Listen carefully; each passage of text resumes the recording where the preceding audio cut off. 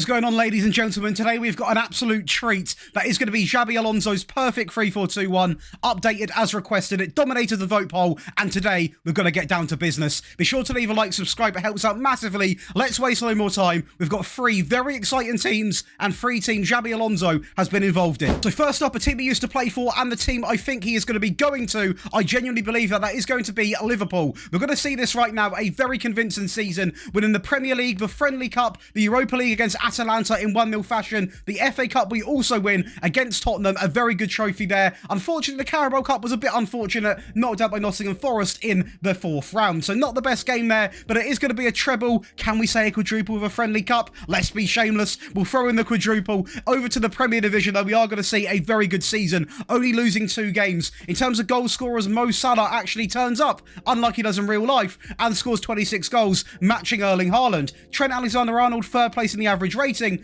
and picking up the 2nd most assists in the entire league. Alisson also picks up the most clean sheets, so defensively, we're clearly very, very good. Stat-wise, most points per game, most goals, outscoring Villa, Arsenal, City, Tottenham, United. We're outscoring everyone. Most shots, 595, the fewest shots against, the fewest conceded, and the most clean sheets. Really good stuff right now so far. Data hub-wise attacker, we're looking at 2.32 goals per game, 15.66 shots a game, dribbles per game coming in at 17, cross completion at 14.35, an amazing pass completion, and honestly, the shot on target ratio might not look the best of the best, but we scored an absolute ton of goals, so I would not be worried about that at all. Defensively, we were really, really solid as well. You can see here, actually expected to concede 0.57, we actually conceded 0.47, so above and beyond the expectation. 22 clean sheets, possession won 3,360 times. Honestly, a really good tactic with this team. Let's go and watch some highlights. Let's go ahead and watch that FA Cup final against Tottenham where Mo Salah was the star man. Trent Alexander-Arnold cuts in, back post into Mo Salah, who outleaps Romero and tucks away a very comfortable goal there. We go again with Virgil van Dijk building up to Robertson. Down the left-hand side, he's going to take on his man. Ball inside the box into Mo Salah. What a finish. Leverkusen up next. The main aim obviously was to win the league like they done. Unfortunately, we didn't go invincible. As you can see, we do lose 4 games, and the rest of the competitions weren't too pretty. Now, technically, Leverkusen haven't won these competitions yet. In real life, I think they're going to do the treble, being the Bundesliga, the Europa,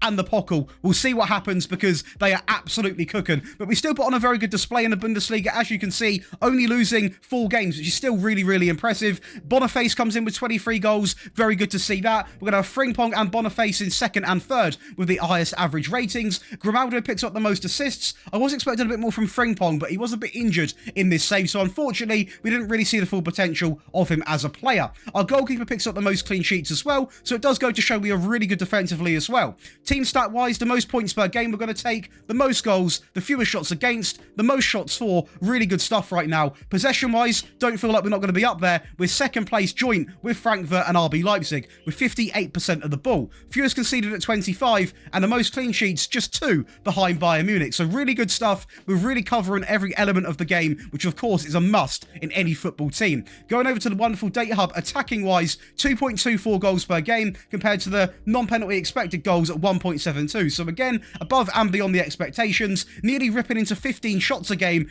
a high amount of dribbles per game, a great pass completion, and to be honest with you, we're actually playing really good football. Like, we're doing everything. We're having a decent amount of dribbles being made, our passes are good, our shots are good. It's just a really good team. Defensively, we're looking at 0.74 conceded, which is very good in the Bundesliga because it is quite a fast-paced league. 16 clean sheets, attack win ratio of 77.38. We really are playing well. We are committing a fair few fouls per game, but I will say we've got the high press on. It happens. We'll watch a game in the league from this Bayer Leverkusen team because there was quite a fair few goals in this one. It's going to be a 5-0 win, and as you can see, the play we actually provide is magnificent. Really beautiful football to watch. This a little bit more direct, and a penalty from Boniface into the bottom left, and another one. No, I've not copy and pasted it. A fantastic double penalty there, as we are going to win the ball back high up the field here. Great bit of press, and it is going to be Boniface going round the keeper and tucking it in to the bottom right-hand corner. This man is really impressing me in FM so far. One more goal to come now. Teller into Xhaka, into Tapsoba, back into Teller, who's going to go across the goal into Boniface. It's beautiful. Now over to the next team. Now this could be another team he could go to, depending on what he wants to do. Now this team would be very attractive to go to. The players they've got, the history, etc, etc. The same as Liverpool though, to be honest. Real Madrid, we absolutely tore it up this season. I mean, we're talking about a treble winning season. The Spanish First Division, the Champions League against PSG in 3-0 fashion. The Spanish Cup we are also going to win in 4-0 fashion over Real Haspalis. Runners up in the Spanish Super Cup, unfortunately, won off the quadruple. Barcelona beat us on penalties, but the main attraction being this division, only losing 5 games. Quite a comfortable season. I mean, Girona, by the way, maintained a very good run. 85 points in the league, beaten Barcelona, Atletico Madrid. Really good stuff from them, but we were the standout team. We were the stars. Vinicius, 27 goals. Ferland Mendy, Diaz and Camavinga, first, second and third when it comes to the average rating. Ferland Mendy and Carvajal, so both fullbacks. That is beautiful to see because that shows how good the fullbacks are in this system. Courtois also picks up the most clean sheets. Team stat-wise, it is going to be the most points per game at 2.45, the most goals at 98, the most shots, the fewest shots against. Possession, we're going to be in 4th place with 57% of the ball, but I'm happy to sacrifice 3% compared to Barcelona when we're outscoring them by quite some distance. I'm happy to take the more goals, which means more wins. Most dribbles being made, the fewest conceded at 17, and the most clean sheets. Now, this is really good to see because we're seeing the most goals being scored. Clearly, we're having really attacking plays because we've got the most dribbles and we're defensively solid. We are literally ticking every single box, and the data hub backs it up. 2.58 goals per game compared to the expected 2.03. Sorry, don't know what that was about. 16.29 shots per game, a fantastic amount of dribbles per game at 20.68, the pass completion at 90.7, and I mean, we are naturally just playing really good attacking football. Like, we're always doing better than what we are going to be expected. This, of course, is a non-penalty expected, so any goals you get that don't include penalties, and we're beating that by over 0.5, so it's really good stuff. Team defensive-wise, we're going to be really good as well, above and beyond expectation, at 0.45 per game, 27 clean sheets, a high tackle win ratio, winning possession a very similar amount of times to obviously Liverpool, just a really good display. So overall, I am thrilled with how this works, because some 3 at the backs are really bad defensively, but we have ticked it. We've crossed it off. We've done very, very well. Let's watch some highlights. Of course, it's got to be the Champions League final. That is going to be against Paris Saint-Germain. Camavinga into Ferland Mendy, who plays it across into Vinny. And Mendy had one of the best seasons I have seen him have. An incredible fullback in an incredible system. Modric over to Carvajal, now taking his time, driving at the back line, taking on everyone into the middle. And we're seeing the same story with the wing-backs. The right this time. Beautiful stuff. We're going to go and win this back from Militao. Modric into the midfield. And this quick, elegant passing into King Jude. Easy. Does this work on console? Yeah, it works on console as well. Not as consistent in the cups, I will be honest. Obviously, semi-finalists in the Champions League, but we did come out and win the league quite convincingly as well by 15 points. So, I mean, we've got to have some respect there. And I think, yeah, the record's very impressive, actually. 30 wins, 5 draws, and only 3 losses. So, really, really good stuff there. Of course, we can see here Vinicius, the highest goal scorer. Bellingham, the most assists. The best goal scoring record in the entire league. Data hub-wise, it is going to be looking at 2.39 goals per game, only 0.79 conceded. So again, considering it is a very aggressive free-back system, the fact we're conceding under a goal a game is really, really impressive. We've maintained a very similar pass completion from PC to console as well, and the results on mobile were literally identical to this, to be honest. I will be honest with mobile, we did concede a goal per game, but we actually went out and scored 3.2. So it's sort of tit for tat, you know, sort of vibe like that. So on console, not going to score as many, but you are going to concede less. If you are a mobile user, of course, you can come over to the Patreon and get that for yourselves. You're going to concede about 1 a game, but go out and score over 3. So depends what you want to, you know, depends what platform you're on at the end of the day. But overall, this performed across all levels on all different versions of the game. Of course, that was your favourite part of the video. Of course, that is the tactic breakdown. Please do leave a like, guys, and subscribe to the channel. It helps out massively, and turn that notification bell on. Now, I will say, if you do want to get over 13 perks to this channel, including access to all 3 of these wonderful variants today, the default, the attacking, and the defensive tactic, the mobile, the console tactic, you want the tactics early, you want priority in the tactics, you want one-on-one help, access to the giveaway, which at the moment is over £250, and many more perks. You can check out the Patreon in the description. Over 3,300 people have joined, so there's a lot going on. There's a really good community. We've got a massive live chat as well. Come and get involved. The link is going to be in the description. Let's go over and talk about Xabi Alonso's 3-4 2-1. So let's get this rolling then. The goalkeeper is simply going to be on the default. A ball-playing defender on the right is going to be set to the default, as the left-hand side is going to be as well. Now, I didn't really feel the need to introduce wide centre-backs into this system. You saw by the highlights, we were never really defensively undone. So in my opinion, you simply do not need to use them. The ball-playing defender comes in on the cover. Whenever I play a free-back, recent times as well, I've figured out it works really well to have one a little bit deeper than the other two because they pick up any loose balls in behind. And also, it's a great option for the keeper to pass to in an emergency situation. The complete wing-back is going to be on support, on dribble more, and tackle harder. That's also going to be the same for the right. Have a little second to talk about this because the complete wing-back is the perfect role for this system. I would highly advise not changing it. If you can't play a complete wing-back, you've got no option but to change. But if you can, I would really advise sticking to the same role and the same instructions because we got really good results from these wing-backs. In the midfield is going to be a deep-lying playmaker, on tackle harder and mark tighter. That player to sit deep, pluck out the passes to overlap and fullbacks, and of course, the players that are going to be making runs in behind. Part of the rim is going to be a Roman playmaker on support, simply on tackle harder and mark tighter. Now, you can use a Volante. I will be honest, I was toying with Volante, but I personally feel the Roman playmaker suits this style a little bit better, so we have gone with that. An attacking midfield player comes in on support, on roam from position, and tackle harder, and that's going to be exactly the same for the left-hand side. These two work really, really well, because they are simply going to pick the ball up, and they are going to be roaming about the field in loads of different areas, going to link up with the complete wing-back, going to link up with the Roman playmaker, who sometimes pushes up, and of course, is going to link up with the advanced forward on attack, on dribble more. Now, I was really, really impressed in how well this tactic defended, and to be honest, it was a mixture of just being defensively solid, but also when we had the ball, we were keeping it quite well. So it's very good, and that's an amazing system Xabi Alonso has created. I've got to give him credit. But all based off vertical tiki-taka on the attacking mentality, we are going to be setting ourselves to fairly narrow. We're going to pass into space. We're going to play out from the back. We're going to have this set down to shorter. We're going to max out the tempo. If you're playing as a low league team, I will say I did test it. You can go easily on slightly higher, and it still will be a fantastic tactic. We're going to have this set to mixed crosses on this occasion, and we are simply going to hit the early crosses. Now, this tactic is going to be very, very good for getting fullbacks assists. Now, the one bit of advice I've got for you, if you're playing this system or any system that relies heavily on wingbacks, fullbacks, whatever you want to say,